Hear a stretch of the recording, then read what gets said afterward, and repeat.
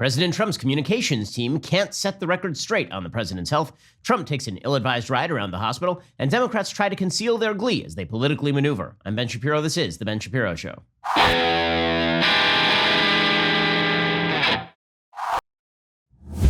The Ben Shapiro Show is sponsored by ExpressVPN. Stand up for your digital rights. Visit expressvpn.com/Ben. We'll get to all of the news in just a moment, but the news may have you thinking these days a little bit about your health. And here's the thing. You should get in shape. You should have done it before. You should definitely do it now. But getting in shape does not have to be about losing a specific amount of weight or a magic number on the scale. Instead, it's about building healthier habits. Seriously, like as somebody who lost some weight during the pandemic, I can certainly credit, at least in large part, Noom. Why? Because it helped change my habits with regard to my diet and my exercise. Noom is the habit-changing solution that helps users learn to develop a new relationship with food through personalized courses. Based in psychology, Noom teaches you why you do the things you do, and then empowers you with the tools you need to break bad habits and replace them with better ones. Noom doesn't tell you what to do and what not to do. Instead, it teaches you how to look inside your own mind and make better decisions for yourself. They also have one of the biggest, most accurate food databases available. It lets you track meal habits, visualize portion sizes, and see calorie density at a glance. You're human, and if you go off track, that's not really anything to be ashamed about. They'll give you tips to help you get back on track tomorrow. And you can chat with a goal specialist and Noom community to get and give help to people going through the same things, because studies show that when you work with other people, you tend to do better. You don't have to change everything in one day. Small steps make big progress. Sign up for your trial today at Noom. That's Noom.com/Shapiro. Again, that's Noom.com/Shapiro, Noom.com/Shapiro. Go check them out right now. Okay, so first, let's start with the state of the race, because thank God it looks like the president is going to be fine. It looks like he's going to be totally okay. You know, we will watch the health as it progresses over the course of the next week. We'll get to his health condition in just a moment, because it turns out that it's really more about the sort of topsy-turvy comms of it all, the communications of it all over the weekend, rather than the president's actual health. But the state of the race seems to be breaking very strongly in Joe Biden's direction. That is not a great shock. After President Trump's very bizarre debate performance last week, and then after his COVID diagnosis, you would expect that the polls would begin to open a fair amount. And as you see from the new Wall Street Journal NBC News poll, this is exactly what you see. Joe Biden now leads the president 53-39 among registered voters in the new poll. Now, registered voters isn't really what you're looking for. Really, you're looking for likely voters. That is a large lead, however, for Biden. He has increased the lead from an 8-point advantage last month to a 14-point lead today. That came just before Trump tested positive for COVID, which of course was bad news for Trump.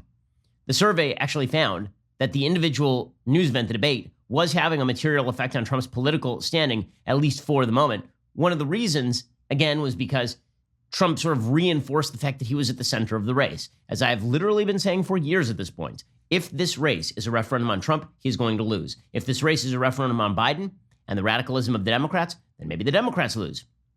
But there are certain areas where Trump is really starting to trail heavily. He was always trailing among women. In this particular survey, he's trailing 60-33 among women. More importantly, among elderly people, he's really dropping in terms of his level of support. And he won elderly voters last time. Right now, he is losing elderly voters pretty significantly. And even in this poll, which was before Trump got COVID, the poll showed that 52% of Americans believed that Biden would be better at handling COVID, 52-35.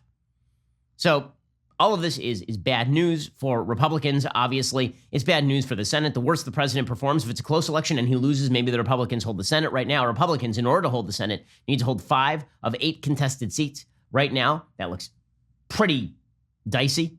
They would need to hold, among others, Colorado, Iowa, Montana, Arizona, Maine, North Carolina. A lot of very, very contested seats, a lot of hotly fraught seats right there. So we'll see how all of this turns out. It is likely that the president's poll numbers are going to drop further in the immediate aftermath of the COVID diagnosis, specifically because there is a poll from ABC News Ipsos that shows that nearly 3 in 4 people think that Trump did not take the appropriate precautions regarding COVID, which again is not a shock considering the kind of rhetoric he puts out there. As I pointed out last week after the COVID diagnosis, what the government has done is not the same thing as what Trump expresses when he is number 1 on the stump and number 2 in his sort of general attitude. Whenever he talks about masks, for example, he'll say things like, "Oh, I'll wear a mask if I have to, but, people are wearing too many masks and they're not really that great." Okay, there's a way to talk about masks that shows that you take them seriously, and then there's a way to talk about them that shows that you don't take them particularly seriously. 2 things can be true at once. 1, Trump can have handled his own rhetoric on COVID in a very bad way. And 2, the media are completely insane, right? Both of these things are absolutely true, which brings us to this weekend. So I had the wonderful experience of not being online during this weekend, which honestly, it was great. And one of the reasons it was great is because I missed all of the chaos and discombobulation. See, I came off my Jewish holiday late last night, and my first thing was, okay, is Trump okay? Right? I checked. He was okay. And I thought, okay, well, that's the news. No, wrong I am, because we live inside a reality TV show, and the only thing that matters is how the media cover what Trump is doing today and what Trump is doing today.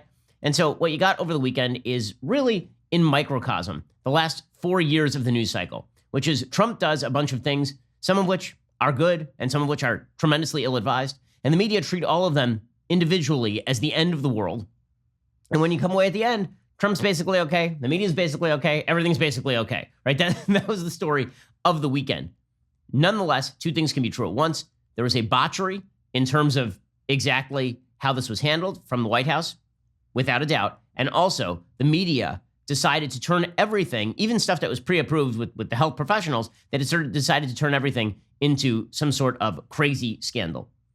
Okay, so let's begin with early on in the weekend. So on Friday, President Trump cuts an 18-second video just showing that he's okay. Then he proceeds to get on Marine One, and then he flies to the hospital. It is worth pointing out at this point that Jennifer Rubin of the Washington Post says, why is he getting in a helicopter? Why doesn't he just take a car? Probably it's because he's super sick, so he should take a car. The relevance of the car will become apparent in just a moment. Okay, so then on Saturday, President Trump puts out another video, and this one is a 4-minute video because there are questions about the 18-second video. Is that all he could do?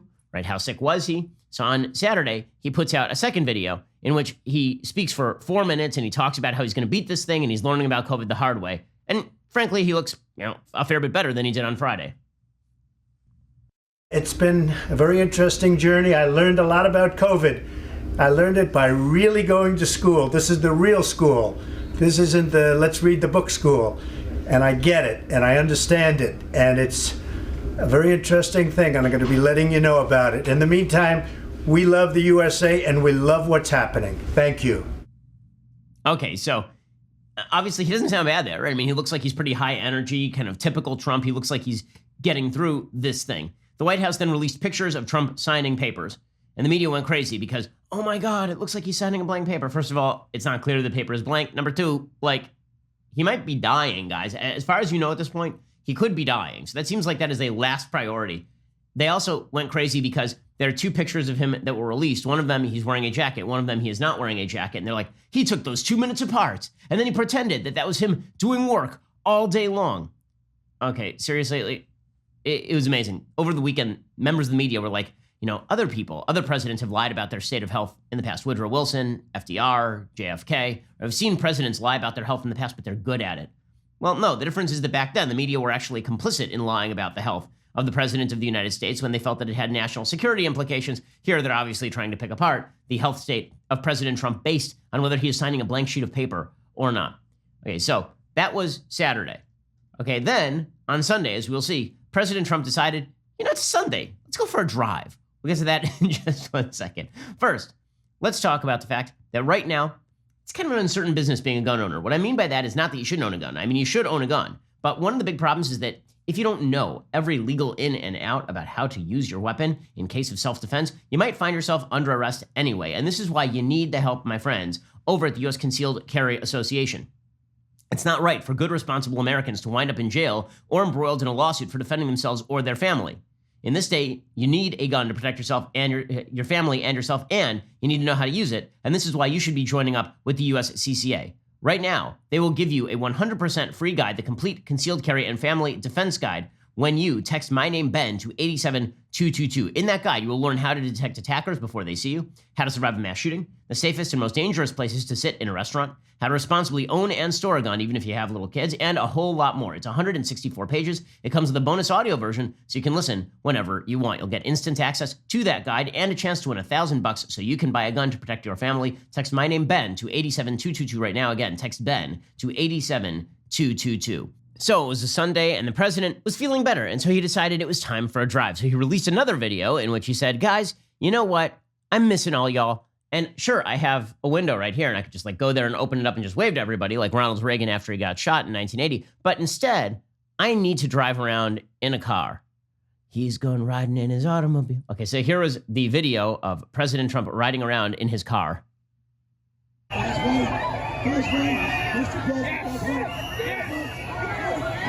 There he is waving.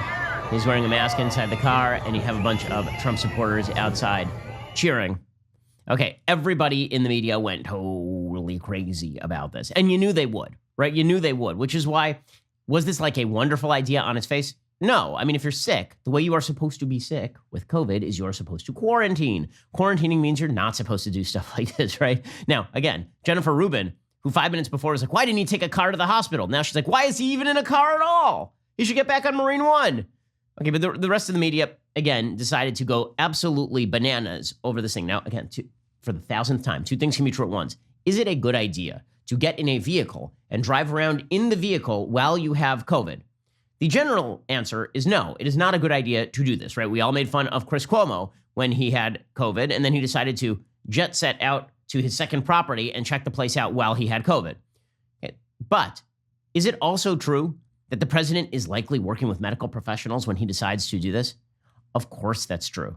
But it doesn't matter. Our Twitter medical professionals decide to go absolutely nuts about this. So Dr. James Phillips, MD, who's the chief of disaster medicine at George Washington University Emergency Medicine, and he's an attending at Walter Reed, which doesn't mean he's Trump's attending. It just means he is an attending at Walter Reed. Walter Reed's a very large hospital. There are many attendings, so it wouldn't be too hard to find some doctor who presumably doesn't like Trump very much. He tweeted out, every single person in the vehicle during that completely unnecessary presidential drive-by just now has to be quarantined for 14 days. They might get sick. They may die for political theater, commanded by Trump to put their lives at risk for theater. This is insanity. Okay, and then you had Dr. Leanna Wen, who's the contributing columnist for The Washington Post and CNN medical analyst. I believe former head of Planned Parenthood, correct?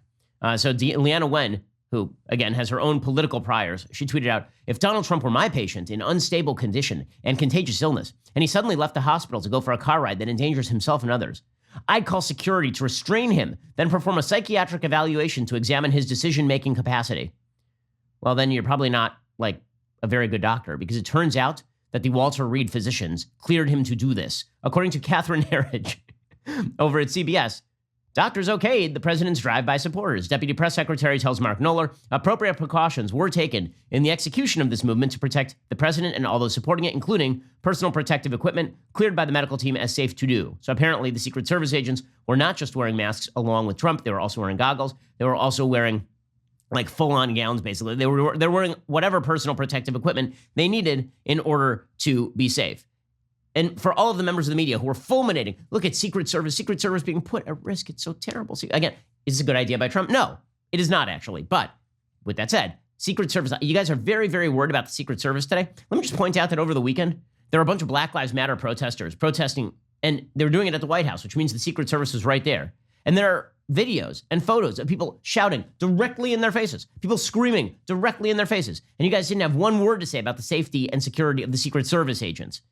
Because apparently that's deeply necessary. It's very necessary to have people scream without masks directly in the face of Secret Service agents, because at least they are screaming for racial justice or whatever cause of the day is.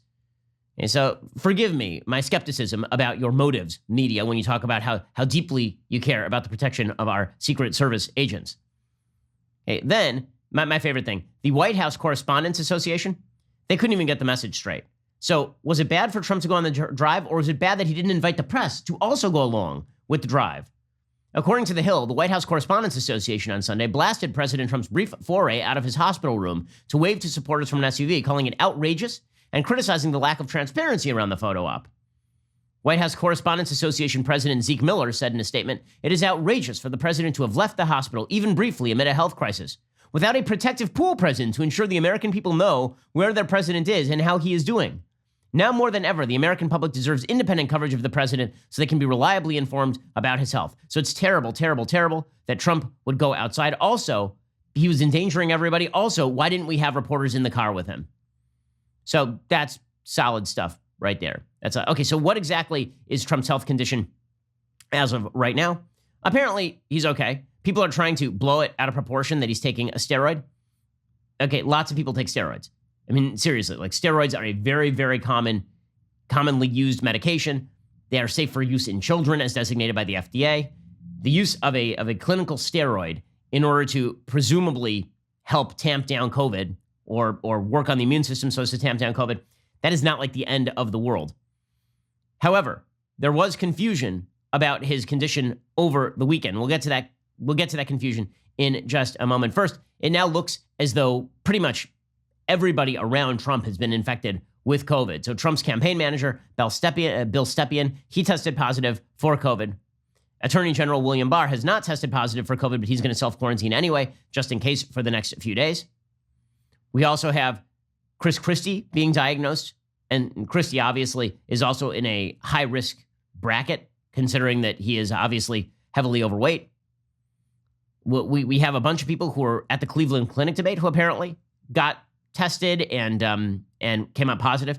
So this has turned into its own little super spreader core, which is why, again, should the president have been downplaying the way that he did masking, right? Just in his attitude, not even insofar as what he says, but his attitude. No. Should there have been at this White House Rose Garden ceremony people who were hugging each other and all up on each other, even if they had already been tested? Probably not, right? None of this was kind of CDC standard.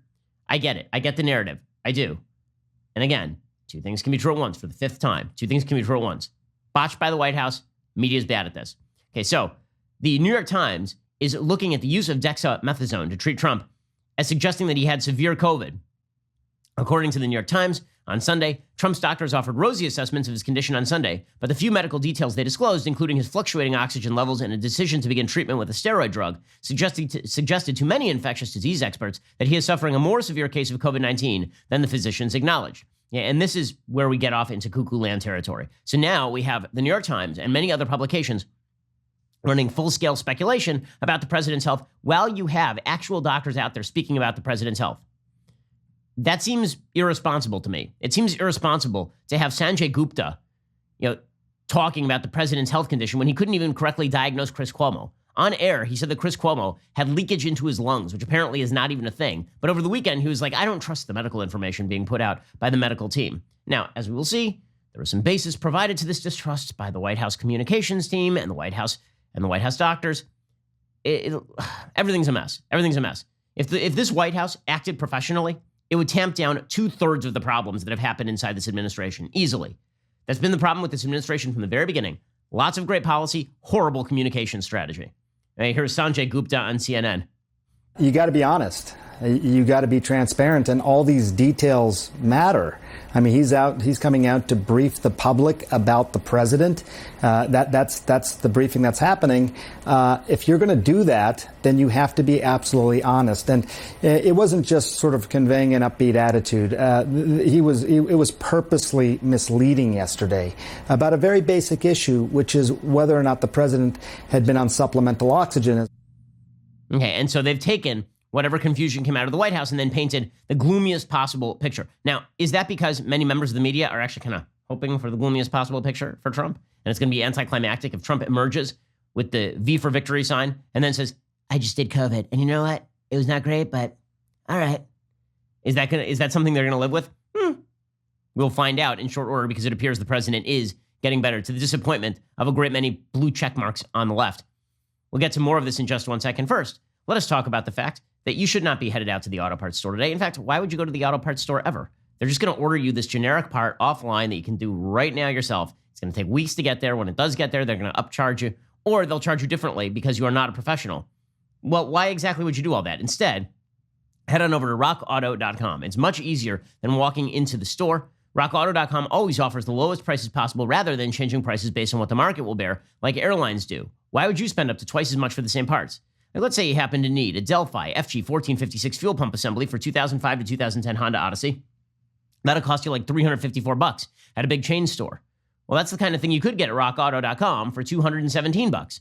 RockAuto.com is a family business serving auto parts customers online for 20 years. Head on over to rockauto.com, shop for auto and body parts from hundreds of manufacturers. Best of all, prices at rockauto.com are always reliably low and the same for professionals and do-it-yourselfers. Why would you spend up to twice as much for the same parts? That rockauto.com catalog is unique. It's remarkably easy to navigate. You can quickly see all the parts available for your vehicle and choose the brands, specifications, and prices you prefer. They've got amazing selection, reliably low prices, all the parts your car will ever need. rockauto.com. rockauto.com. So head on over to rockauto.com right now. See all the parts available for your car or truck and write Shapiro in their How Did You Hear About Us box so they know that we sent you. Okay, so over the weekend, the White House team, the medical team, was not particularly, I would say, transparent about the health of the president of the United States. You can see the message change over time. So on Friday, they said originally that he was asymptomatic. Then they said that he had mild condition. Then they said that he had a moderate condition, according to Mark Meadows. And then on Saturday, Dr. Sean Conley, who's the White House physician, came out publicly and he did a presser in which he kind of refused to give answers on whether Trump had received oxygen. He has not received any supplemental oxygen. He's not on oxygen right now, that's right. He has not received any at all? He's not needed any this morning, today at all. Has he ever been on supplemental oxygen? Right now he is not on I understand. oxygen. I know you keep saying That's right now, but should we read into the fact that he had been previously? Yesterday and today he was not on oxygen. So he has not been on it during his COVID treatment? He's not on oxygen right now. Okay, so he kept saying over and over, he's not on oxygen right now. And then Saturday morning, Sarah Cook of NBC reported that a source familiar with the president's health said, quote, the president's vitals over the last 24 hours were very concerning, and the next 48 hours will be critical in terms of his care. We're still not on a clear path to a full recovery. And people on the right went nuts. How could Sarah Cook report this? It's an anonymous source. If you're going to say something like the president might be dying, then you probably need to source that. Well, as it turns out, the anonymous source was in fact Chief of Staff Mark Meadows. This is according to Jonathan Swan over at Axios. Here was Mark Meadows on Saturday saying, oh yeah, he did actually receive oxygen, as it turns out. Now, that doesn't mean that Conley was lying. Conley was not lying. Right? Conley was doing the Bill Clinton is in the present tense and was is in past tense. Right? You're saying, well, you know, right now, like this very moment, he's not on oxygen, but and here's Mark Meadows getting rid of the narrative.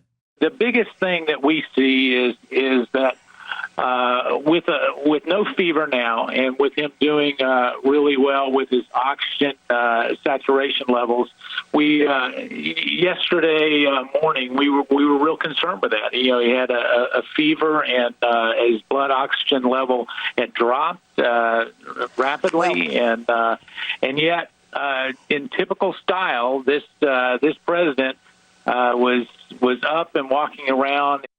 Okay, so there you have Mark Meadows undercutting the original narrative by Conley that Trump was not on oxygen. He says, no, actually, he did have oxygen, actually, a couple of times. So then on Sunday, Conley was asked about why he didn't actually just give real information. Now, it was pretty obvious, again, from that original clip that he was being studiously, I'd say he was studiously avoiding saying that Trump had been on oxygen. So then on Sunday, he comes out and he says, I was trying to convey an upbeat attitude.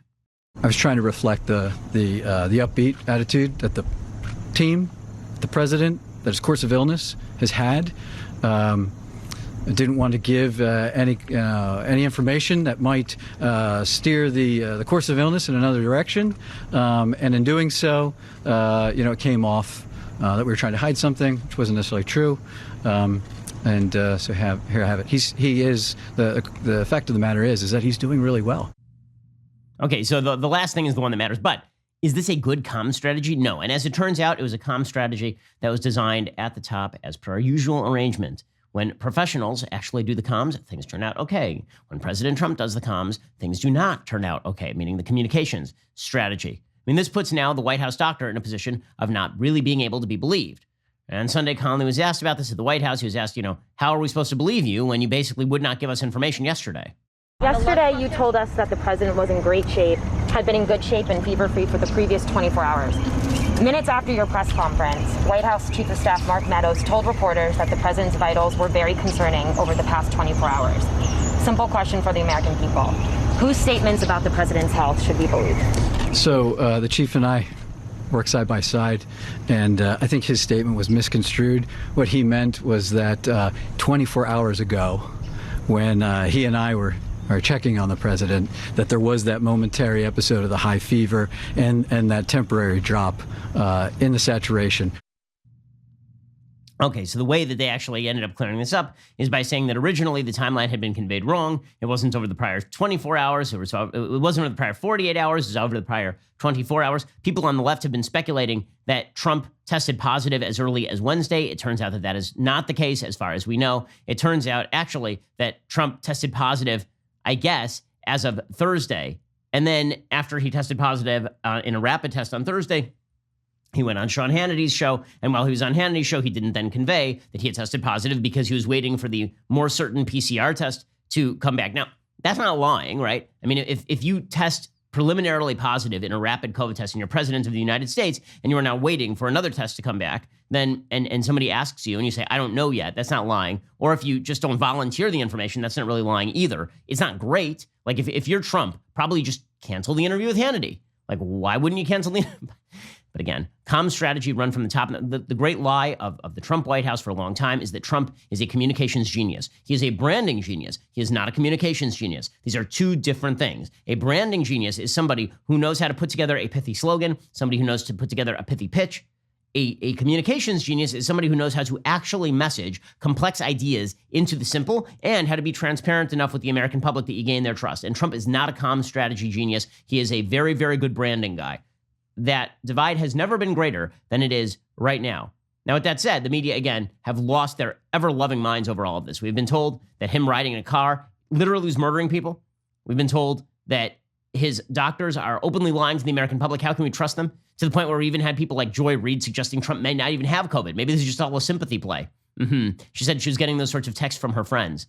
That lady has a show on MSNBC. We'll get to more of this in just one second, but it does point to a shortcoming in the president's personality that's being reflected in the polls, and it is common between the debate and between the COVID treatment handling. We'll get to that in 1 second. First, let's talk about the fact that when you think of the future, you think of your dreams. Well, what you really should be thinking of is your goals, because the fact is that you can achieve those goals, and many of those goals can be achieved with a degree from Ashford University. Ashford University's online bachelor's and master's degree programs allow you to learn on a convenient and flexible schedule. At Ashford, expert faculty will teach you real-world skills from real-world experience in online classes built for life's twists and turns. You can learn from home or wherever you feel comfortable. You can pursue a degree in one of Ashford's 60-plus programs like business administration, healthcare administration, and psychology.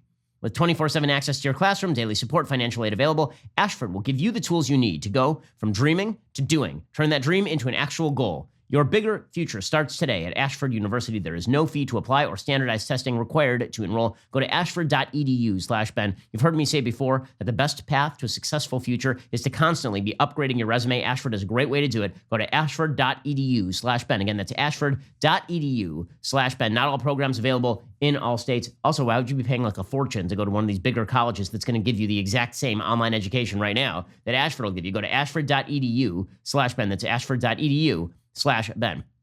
And so President Trump apparently was running the comm strategy here top down. According to the New York Times, he said, I didn't want to give any information that might steer the course of illness in another direction. This is Dr. Conley. And in doing so, it came off that we were trying to hide something which wasn't necessarily true. Alyssa Farah, who actually is very good at her job, she's a White House comms advisor, she conceded Dr. Conley had been speaking to an audience of one during his Saturday briefing. Quote, when you're treating a patient, you want to project confidence, you want to lift their spirits, and that was the intent. Okay, the intent of Conley even being, if you don't want to do a presser, don't do a presser. But if you're going to have a presser, then you actually have to be transparent about the health condition. What's amazing about this is that Trump is now mimicking a lot of the same flaws as the Hillary Clinton campaign in 2016. In 2016, there were serious questions about Hillary Clinton's health. You remember this, right? She kept coughing. She wasn't doing long interviews. And then, you remember, she kept saying, everything's fine. It's fine. It's totally fine. And then she collapsed into a van. And then the answer was, well, she had dehydration, right? That was the original answer. She got dehydrated. And then it turns out she had walking pneumonia or something. Okay, and we had not been given that information, and people started to have real doubts about her health. Well, the same thing has happened here with President Trump. Now, it looks like, apparently, according to Dr. Brian Garibaldi, another physician treating the president, that Trump could be discharged as early as today and head back to the White House, which, of course, would be good. In addition to steroids, Trump has received an experimental antibody cocktail and is in the midst of a 5-day course of remdesivir, which is an antiviral.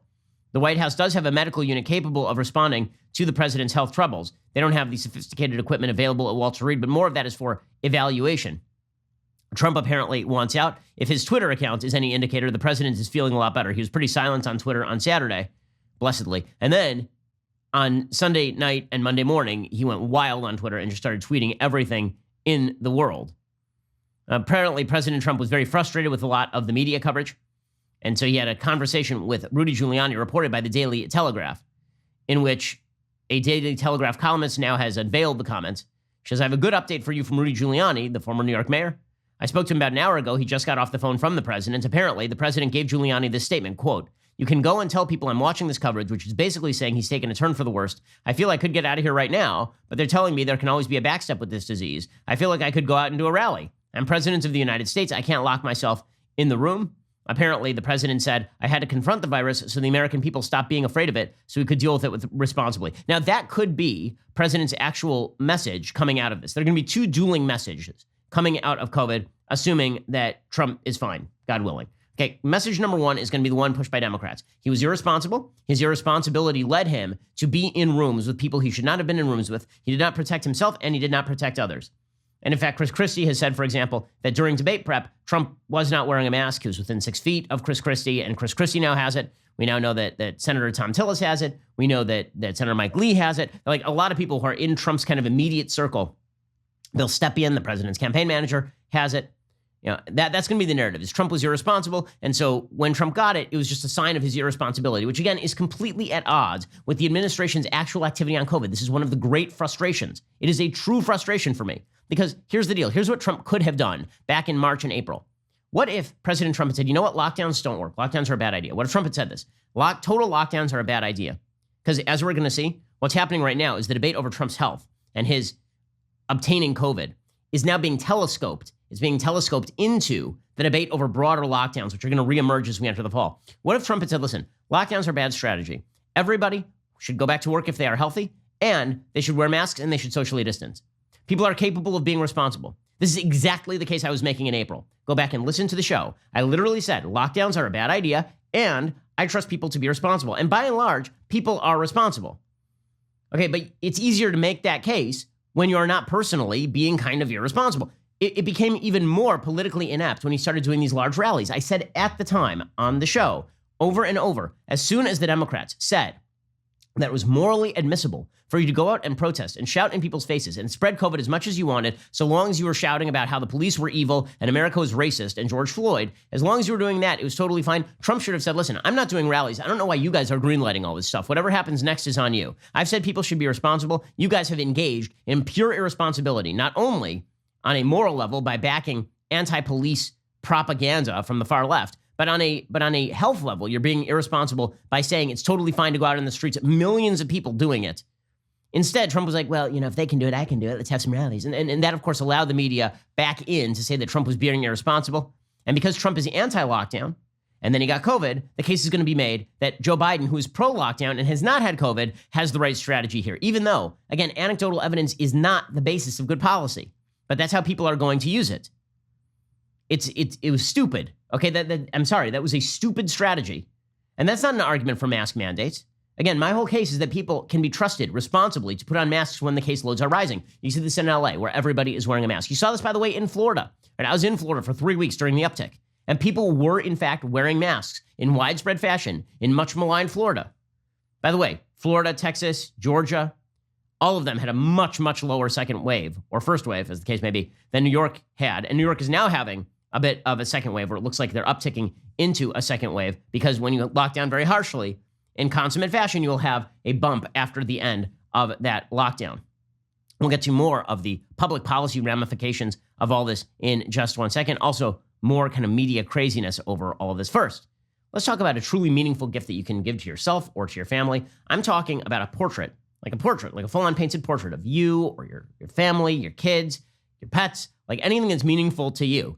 You can do this, and it's not going to cost you a fortune, and also you're not going to have to sit there like some sort of 18th century French noble with your hand in your shirt for like 4 hours while somebody paints you. Instead, you send them a picture you want turned into a portrait, and they do it over at paintyourlife.com. I've got one hanging over our mantelpiece right now. With Paint Your Life's compilation portraits, you can bring together family members who never even had the chance to meet, or you can create a portrait of the whole family without the need for everyone to be there for a family photo. You can order a custom-made, hand-painted portrait in less than 5 minutes. It's meaningful, personal, and can be cherished forever. It makes a fantastic holiday gift for somebody you love or for yourself. Go check them out right now. Text Ben to 64,000. Text Ben to 64,000. At paintyourlife.com, there is no risk. If you don't love the final painting, your money is refunded guaranteed. Right now is a limited time offer. Get 20% off your painting. That is correct, 20% off and free shipping. To get that special offer, text the word Ben to 64,000. That's Ben to 64,000. Go check them out right now. Text Ben to 64,000 and get involved with Paint Your Life. It is fantastic. I say great, great gift. Okay, we'll get to more of this in just one second, how the Democrats are trying to turn this into political hay. But first, in case you missed it, we had another great episode of the Sunday Special yesterday. Academy Award-winning actor Jon Voight joined me to discuss his illustrious acting career, his journey to conservatism, and an inside look into being a Hollywood conservative. So head on over to dailywire.com or listen on Apple Podcasts, Spotify, or wherever else you get your podcasts. I love Jon as a person. He's just a wonderful, wonderful dude. And it's a really, really interesting and fun Sunday Special. A lot of Hollywood talk, actually. Not as much politics as sort of entertainment industry. And I think it's fascinating, especially if you love classic and modern Hollywood material. Also, in case you didn't get enough politics this week, this Wednesday, October 7th, will be the VP debate between Mike Pence and Kamala Harris. Maybe one of the most consequential VP debates ever, since usually they don't matter at all. This time, you'll probably get the two people who might, in fact, be president, considering that Joe Biden is not looking fantastic out there. Daily Wire's Matt Walsh will be live reacting to the debate as part of a special edition of All Access Live. Members can join Matt Wednesday night at 8:30 p.m. Eastern or 5:30 p.m. Pacific at dailywire.com to chat live with him on the live stream and in the comments. If you're not part of the Daily Wire already, join now as an All Access member. Get 20% off with code DEBATE, so you can watch all of our upcoming debate coverage live at dailywire.com, Apple TV, or Roku. And join us on All Access Live every night for live stream discussions. You also get not one, but two Leftist Tears tumblers with your membership, as well as early, sometimes exclusive access to new Daily Wire products. That's this Wednesday, October 7th at 8:30 p.m. Eastern, 5:30 p.m. Pacific. Join us. Get 20% off your All Access membership with code DEBATE when you sign up today. Go make the magic happen. All Access. Ooh, you've been waiting to do it. Now you get 20% off when you use code DEBATE. You're listening to the largest, fastest growing conservative podcast and radio show in the nation.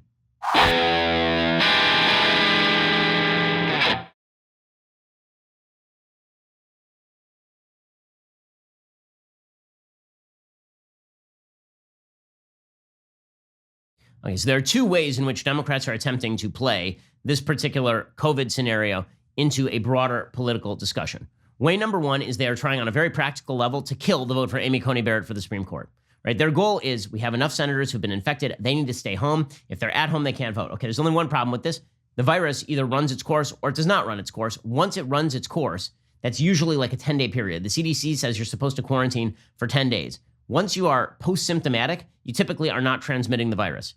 And once you are post-symptomatic, you might be doing some viral shedding, but it's not much. And there's not a lot of evidence that once you are post-symptomatic, you are really a grave threat to anybody else. Also, you're now immune. So, I mean, on President Trump level, I think that there's a good shot that within 3 weeks, you see President Trump body surfing the crowd, right? That he actually just goes to rallies and he's like, woo, woo, yeah, just jumping out in the crowd, waving to people and being carried around on their shoulders, 8 of them. And that's a possibility. But one of the things the Democrats are trying to do is kill the Amy Coney Barrett vote, saying there are not enough Republicans available to vote. Because right now, there have been several Republicans who have been affected. Mike Lee has it. Senator Ron Johnson from Wisconsin has it, and Senator Thom Tillis has it. Well, recall you this. Republicans right now have 53 votes in the Senate. Susan Collins of Maine has already said that she may or may not vote this way, and Murkowski says she's not going to vote this way. So you actually need all those people present in order to get Amy Coney Barrett on the court. Democrats are praying that Republicans actually don't have the SCOTUS votes. According to The Atlantic, suddenly Amy Coney Barrett might not have the votes. For the moment, COVID-19 diagnoses have jeopardized 3 votes that Republicans can't afford to lose. This is according to Russell Berman. September 26th was a festive day for Republicans in Washington. Under overcast skies, President Donald Trump strode to a podium in the White House Rose Garden to introduce Judge Amy Coney Barrett as his nominee to replace the late Supreme Court Justice Ruth Bader Ginsburg. A military band played Hail to the Chief, and about 150 guests, including senior members of the Republican Party, the president's cabinet, and the Senate, sat shoulder to shoulder and mostly without masks as they cheered for the nomination of a 48-year-old conservative to a lifetime seat. The mood was upbeat, in part because Barrett appeared to have the votes for confirmation before the president even uttered her name. Just over a week later, Trump's Rose Garden event suddenly seems far more ominous. The idea of Barrett's pre-election confirmation is in doubt. What had been a celebration now appears in retrospect to have been a super-spreading catastrophe. The president is hospitalized with COVID-19. Several infections of high-ranking government and Republican Party officials have been plausibly linked to the event. Among those who have taken ill are the chair of the RNC, Ronna McDaniel, the president's campaign manager, Bill Stepien, the current and former Trump advisors Hope Hicks and Kellyanne Conway, and the president of University of Notre Dame, John Jenkins. The coronavirus cases that could be the most problematic are Mike Lee, Thom Tillis, and Ron Johnson. Lee and Tillis both serve on the Judiciary Committee. They could, of course, have Zoom sessions, and they probably will.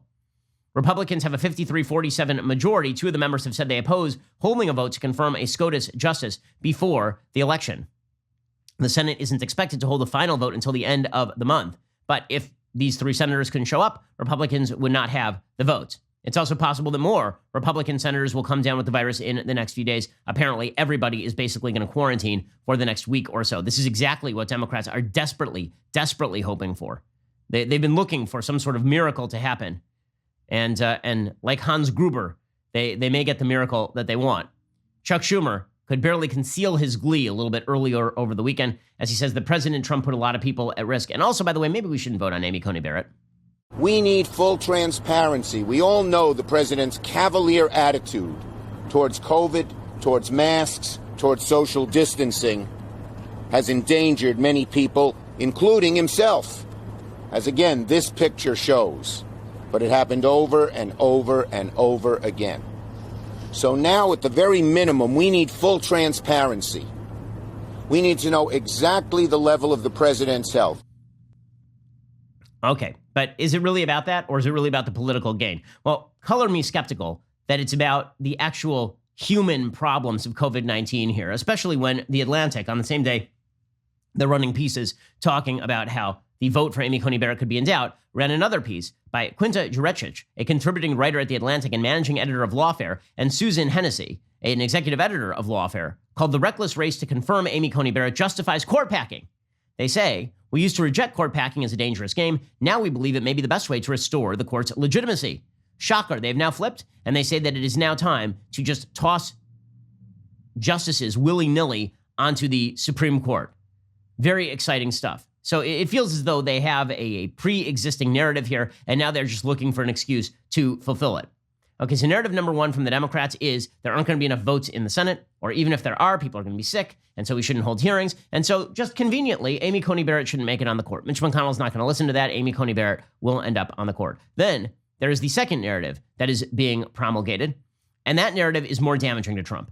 That narrative is, again, he was not particularly careful. Republicans have not been particularly careful. And so when they say that you can be trusted, they can't even be trusted. So why should you be trusted? Therefore, lockdowns. And if there are continued lockdowns from now until the end of the election, or from now until January, or from now until February, the economy is just going to skid. It is just going to go off the rails. We had an economic report last week. It showed that there were some 644,000 jobs added nationwide. That's not bad, but it ain't great. It's not like the recovery is just doing amazing. It turns out that we are seeing the recovery stall out for a wide variety of industries, including the airline industry and the theater industry. Regal Cinemas is now suspending operations at all U.S. locations, according to the Wall Street Journal.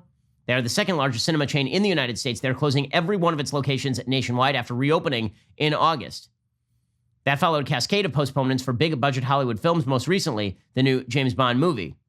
The studio behind the film, MGM Holdings, said Friday it was delaying the film for the second time to next April from this November. It had originally been scheduled for release in April of this year. So they said that they don't have enough movies. Meanwhile, you saw Disneyland cut like 28,000 jobs. You saw that the airline industry was cutting tens of thousands of jobs. According to the National Association of Theater Owners, if status quo continues, 69% of small and mid-sized movie theater companies will be forced to file for bankruptcy or to close permanently. So these lockdowns do have severe consequences, not just for obvious industries like the theater industry, where you are packed tightly into small areas in confined spaces with air conditioning and reventilation, but the airline industry, which has similar conditions, the restaurant industry, where you're going to see huge numbers of small businesses go under. So as we hit the supposed second wave season, right, as we hit the cold season, the flu season at the end of the year, as people begin to go indoors because it's too cold outside in the Northeast, there's going to be widespread debate over what is the proper policy to take. And with Trump having gotten COVID, with Ron Johnson, for example, having gotten COVID, and then apparently Senator Johnson, who I know Senator Johnson a little bit personally, very, very nice guy, but apparently he went to an Oktoberfest party while he was awaiting his COVID-19 test results. Not kidding. Okay, apparently, according to the Daily Beast, he didn't reveal his diagnosis until Saturday. He apparently chose to attend this bash on Friday evening, even though he knew that Trump and many of his inner circle had tested positive for COVID-19. There's also talk about when Trump knew that he was sick. He knew that Hope Hicks apparently was sick on Wednesday, and then he went to a fundraiser anyway. Johnson said that he only took his mask off when it was time to address the crowd. He also insisted he was at least 12 feet from anybody during his speech at the event, which was sponsored by the Ozaukee County Republican Party. He said, I feel fine. I feel completely normal. He said he didn't stick around to mingle at the dinner. Okay, so these sorts of stories don't look good for the anti-lockdown advocates. Okay, they don't. Because again, the case for anti-lockdown is we can all act in responsible fashion and we can go back to work. These things are not only mutually not exclusive, they're mutually necessary. Responsibility and ending lockdown, both of these things should happen in tandem. That is the case. But the Democrats are fully invested, in many cases, in full-scale lockdown, including in places like New York. So New York is now seeing a little bit of an uptick. New York City, over the past several days, has seen an uptick in number of diagnosed COVID cases. So maybe a couple of weeks ago, in all of New York City, they were seeing something like 500 cases, 800 cases. If you go back to mid-September, they were seeing at their peaks something like 900 cases, 860 cases, 880 cases. Well, over the weekend, they jumped to 1,731 cases. So this has led to talk of New York City adopting restrictions in harder hit areas.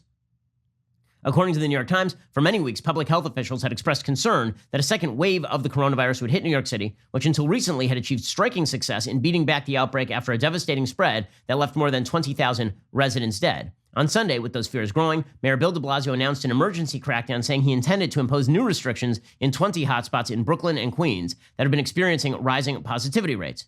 The plan is a major setback for New York City, amounting to the first significant reversal in the reopening and offering further evidence of the challenges in curbing the pandemic. The city over the last month had taken several strides forward, allowing indoor dining for the first time, becoming the first major school district in the country to bring back children into its public schools.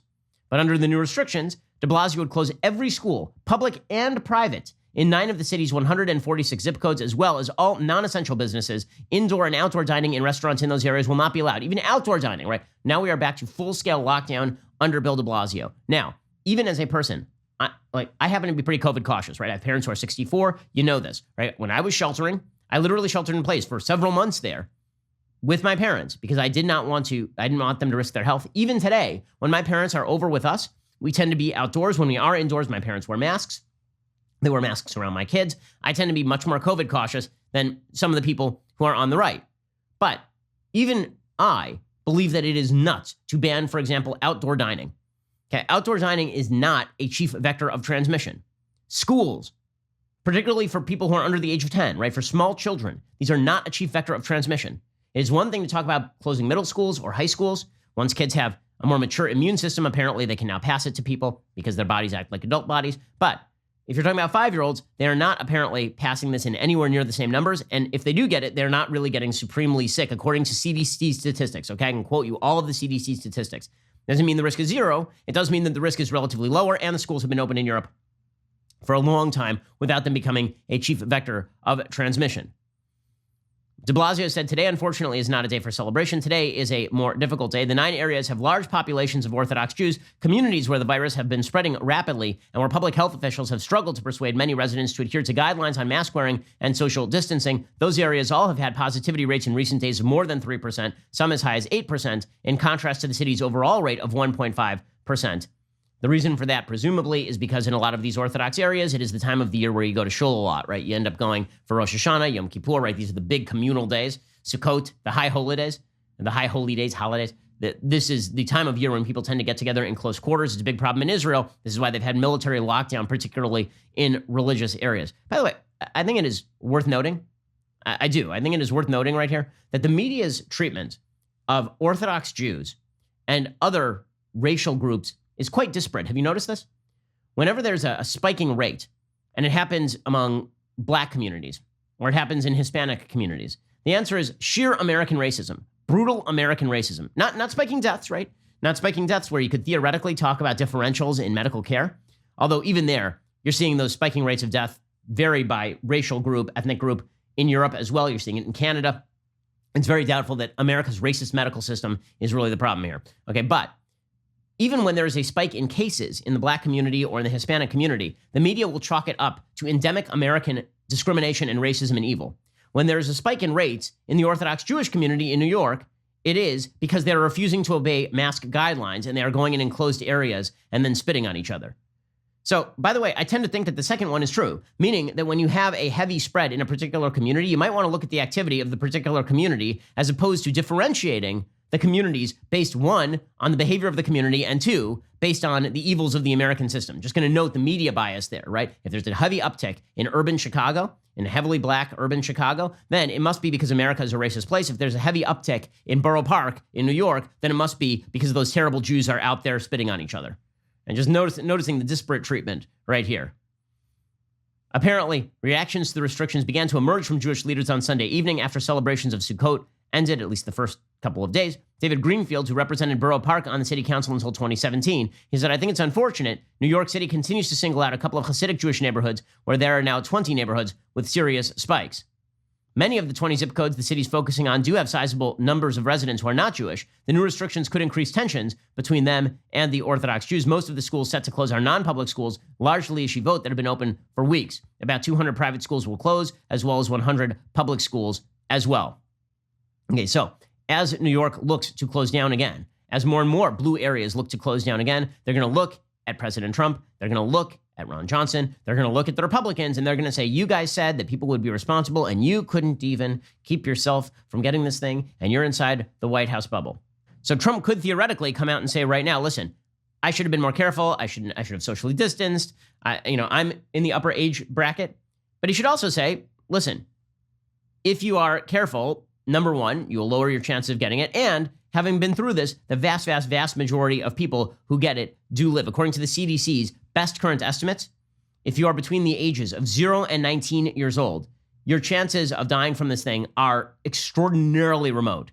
Like the infection fatality ratio is 0.00003.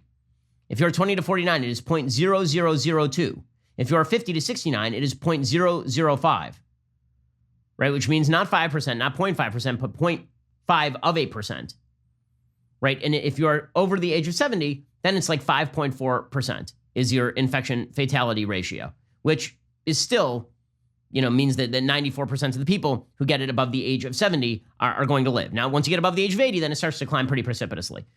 Trump could say all of that. He could say lockdowns are ill-advised, we can all be responsible, and I myself am now promoting that we should all be responsible. We'll see if he does that. I have my doubts, but this has some pretty significant ramifications for the future of lockdown, specifically over the next few months. Okay, it's not wonderful. And the media play right into it because the media are all in favor of lockdown. The media wish to foster a sense of chaos, and it is irresponsible for the administration to give that sort of fuel to people who are looking for that fuel to burn down a lot of elements of the free market system. Okay, meanwhile, final note here.